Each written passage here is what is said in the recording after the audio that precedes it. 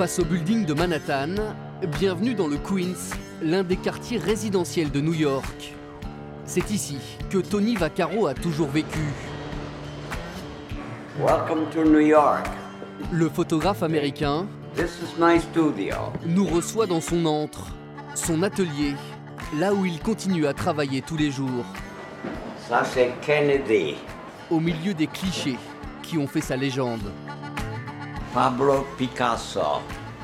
À 95 ans, Tony Vaccaro a l'air d'un jeune homme et parle toujours aussi bien le français.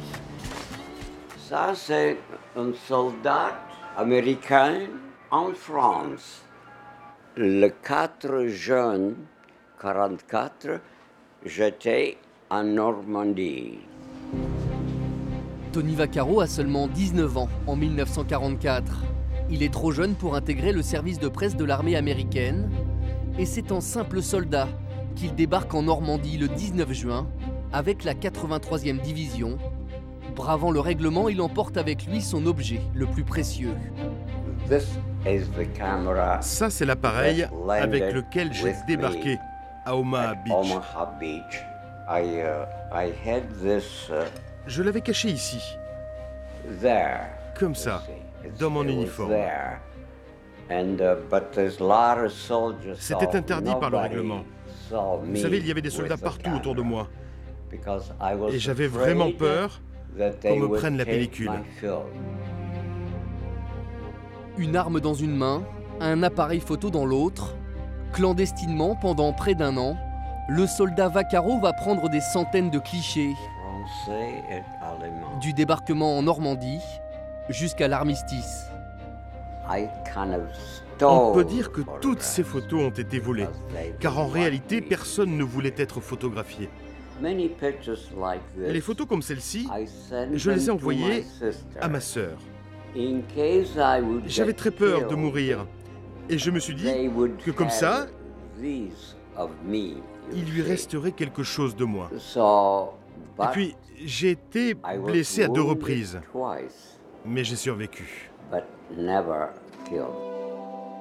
2 mois après le débarquement, c'est en Bretagne que Tony Vaccaro va connaître sa plus grande émotion. Ce jour-là, il photographie un soldat américain qui réconforte une petite fille. Cette photo va faire le tour du monde. Je suis très ému par cette photo.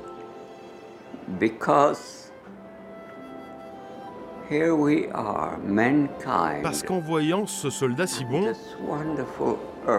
avec un cœur immense, je me demande pourquoi les hommes ont besoin de s'entretuer. La vie est magnifique. Avec l'armée américaine, Tony Vaccaro ira jusqu'à Berlin. Il sera l'un des premiers à photographier le nid d'aigle d'Hitler. J'ai été si proche de l'enfer, mais j'ai vécu au paradis. Car après la guerre, il décide de faire de la photo son métier. Pendant 50 ans, Vaccaro tire le portrait des grands de ce monde, ce qui fait son succès et sa fortune. Mais à 95 ans, le soldat photographe pense encore chaque jour à la bataille de Normandie. À bientôt et au revoir en France.